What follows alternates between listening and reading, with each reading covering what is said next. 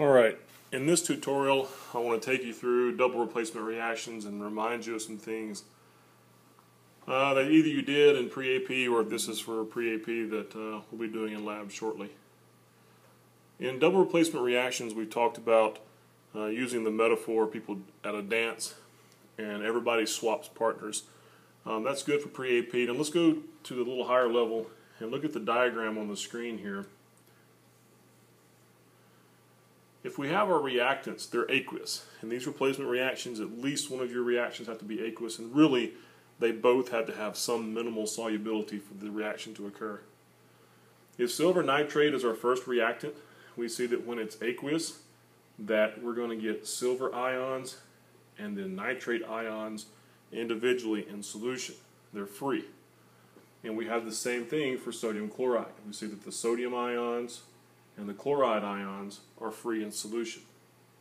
When we mix these two things together, we now create a heterogeneous mixture. The sodium and nitrate will swap partners and they will form a compound, sodium nitrate, but that compound is highly soluble according to Cash and Gia, so it just stays broken up into its ion form.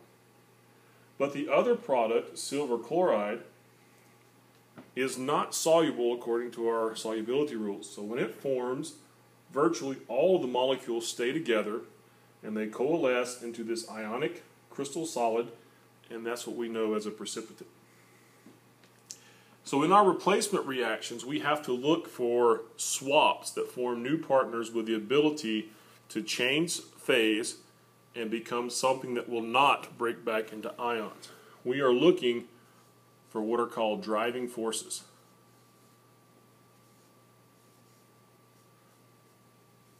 Driving forces sound complicated, but in reality you're just looking for different states of matter.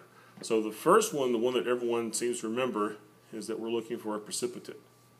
If you have a solid form, then that meets the requirement of a driving force. That's the example we saw here with silver nitrate and sodium chloride. The other thing that we can look for is the formation of a gas. This will especially involve weakly soluble things and some molecular species. When you form these new partnerships, they might form a covalent compound that can escape as a gas. And the third one is a weak electrolyte, but I'm going to put here molecular species. Okay. And the example here that was the pre-AP example was water, because water is a weak electrolyte.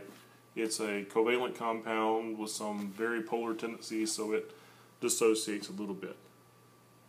So let's do some examples here, and let's see how the partner swaps take place and how we can identify our products. My suggestion for you as you get started is to take the names like this and actually write down the ion. So for the first one, silver nitrate, we have an example of it already. I'll go ahead and redo it so you can see how I made the partner swaps. Let's make it a little better, 3 there. So here's our ions, Cl negative. Okay, so we put those together, AgNO3 aqueous plus NaCl aqueous. And now the partner swaps. This cation will go to that anion, and we see that that is a +1 and a -1. So they will go together in a 1-to-1 ratio. AgCl, and that means sodium will go with this anion, also in a 1-to-1 ratio, and we'll make sodium nitrate. And for the states of matter, using Cash and Gia, we know that silver is a bad guy with a halide, so that'll be a solid, that's a precipitate. And then sodium nitrate is soluble, so we'll give it aqueous. And that matches the picture that we saw here.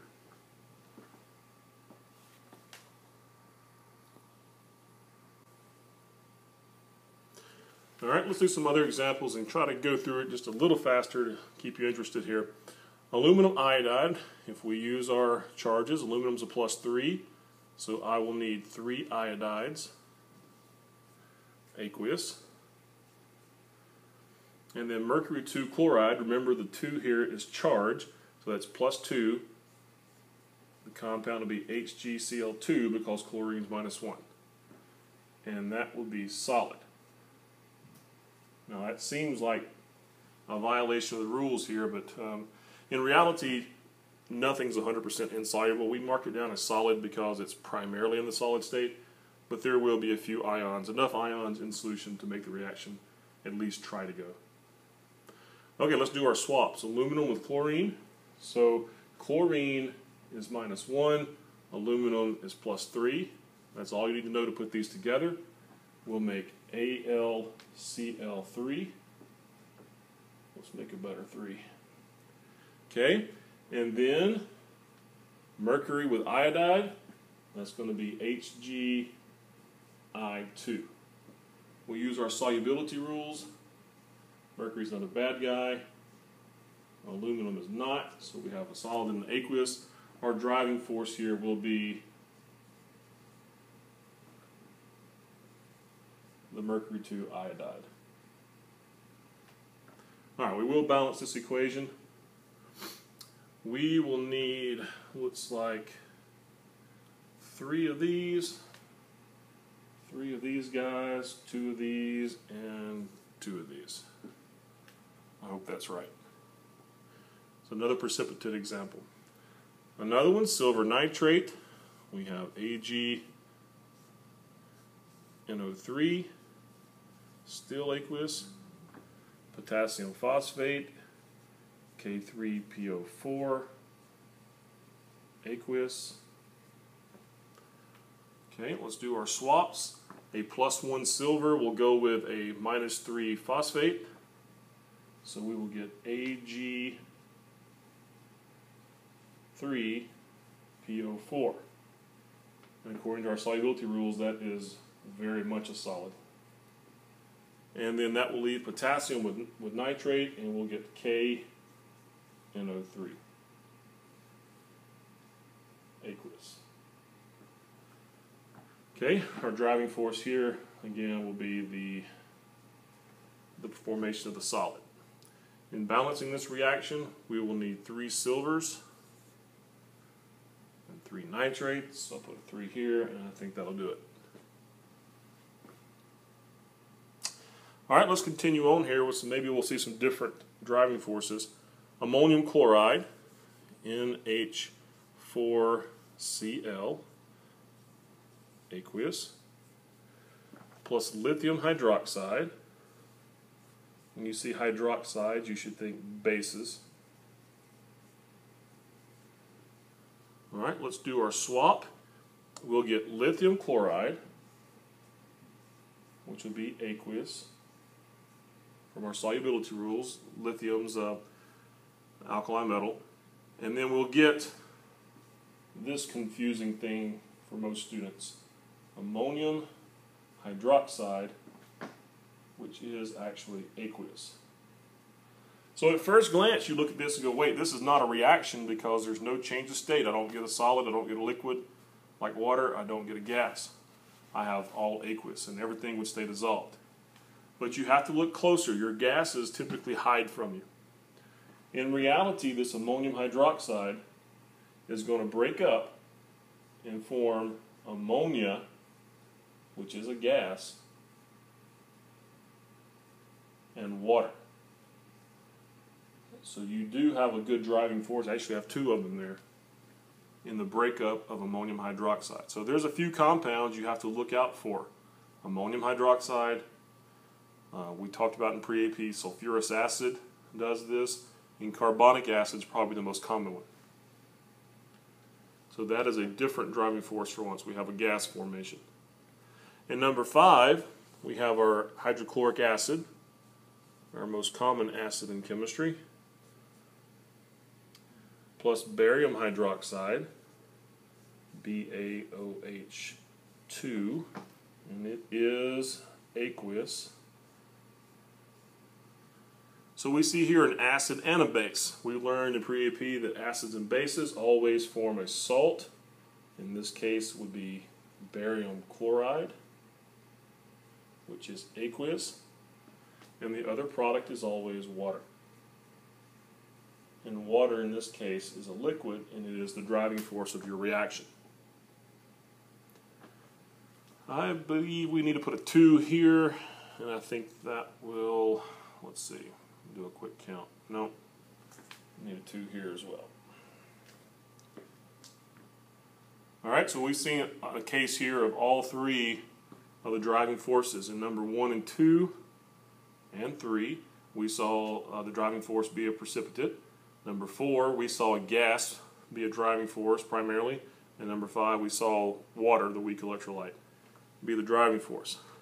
Number 6 is more AP level because hydrofluoric acid you would think would work like number 5, but in reality hydrofluoric acid is a weak acid, not a strong acid. We didn't cover those in pre-AP, but if you form a weak acid as a product, that's one of those weak electrolytes like water that could be considered a driving force.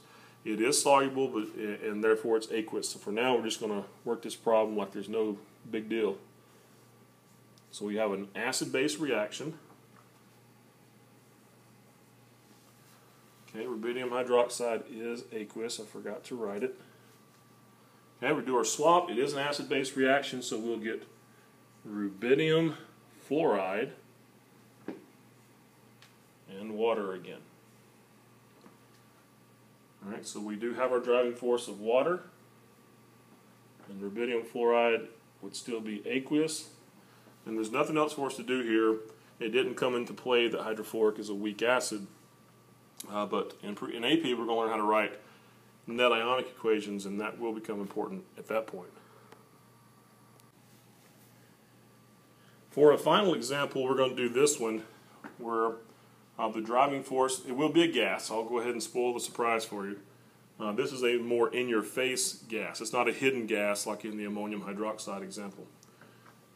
So we have iron 2 sulfide. Remember, the Roman numerals are charges, so FeS. And that is a solid as well. Hydrochloric acid, so that gives us our aqueous environment for the reaction. We do our swaps. We're going to get the iron going with the chloride. So it remains iron plus 2. Those oxidation numbers do not change in double replacement. So we get FeCl2, which will be aqueous. And then we'll have the hydrogen ion go with sulfide. And that will give us H2S.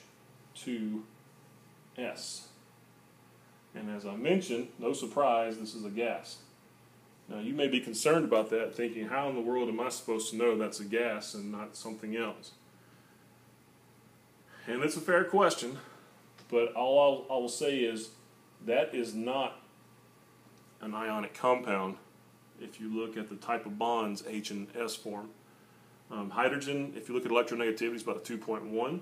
Sulfur is a 2.5. So that's only a difference of 0.4. So this compound is very molecular, and since the bonds between H and S are pretty strong, this molecule is pretty stable as it is, so it forms a molecular species, and due to density reasons, it just floats out of the solution. How are you supposed to recognize it? Well, look for molecular species, look for covalent compounds that have low molecular weights. And I can't give you a for sure number, but 100 grams per mole is about the cutoff for molar mass. That's not like a rule, that's just kind of a rule of thumb. If you have a covalent compound with a molar mass less than about 100, then it's very possible that you can have a gas there. Alright, I left you some practice. Try your practice and let's see how you do on it.